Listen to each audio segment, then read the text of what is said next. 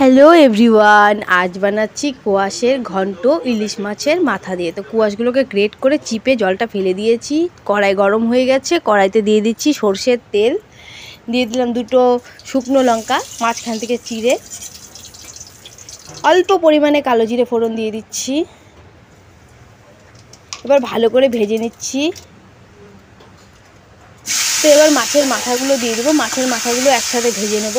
তো ইলিশ মাছটা এখানে ছোট সাইজের ছিল, তাই দুটো আছে, খুব বড় না, মোটামুটি সাইজের যে ইলিশগুলো এখন বাজারে পাওয়া যায় সেই সাইজের।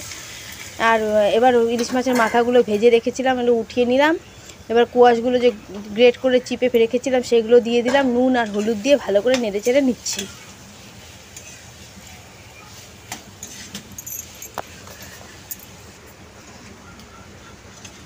তো এবার একটু লঙ্কার গুঁড়ো দিয়ে দিলাম কালারের জন্য, অল্প পরিমাণে দিয়েছি, খুব বেশি দিইনি। হালকা পরিমাণে জিরের গুঁড়ো দিয়ে দিলাম। এবার মিক্স করে নেব খুব সুন্দর করে।